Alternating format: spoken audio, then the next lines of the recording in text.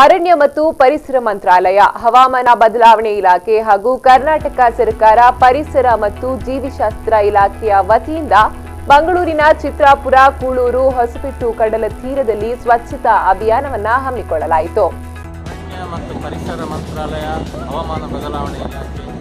ಹಾಗೂ ನಮ್ಮ ಕರ್ನಾಟಕ ಸರ್ಕಾರದ ಪರಿಸರ ಮತ್ತು ಜೀವಿಶಾಸ್ತ್ರ ಇಲಾಖೆ ಈ ಸಲ ನಮ್ಮ ಪರಿಸರ ದಿನಾಚರಣೆಯನ್ನು ಬಹಳ ಒಂದು ಜಾಗೃತಿಕ ಕಾರ್ಯಕ್ರಮ ಮೂಡಿಸುವ ಒಂದು ನಿಟ್ಟಿನಲ್ಲಿ ಬಹಳ ಚೆನ್ನಾಗಿ ಮಾಡಬೇಕೆಂಬ ಉದ್ದೇಶದಿಂದ ಹಾಗೂ ದೇಶವು ಈ ಸಲದ ಪರಿಸರ ದಿನಾಚರಣೆಯ ಒಂದು ಆತಿಥೇಯ ರಾಷ್ಟ್ರವಾಗಿರುವುದರಿಂದ ನಾವು 11 ಕಡೆ ನಮ್ಮ ದಕ್ಷಿಣ ಕನ್ನಡ ಜಿಲ್ಲೆಯ 11 ಸಮುದ್ರ ಕಿನಾರೆಗಳಲ್ಲಿ ಸ್ವಚ್ಛತಾ ಕಾರ್ಯಕ್ರಮ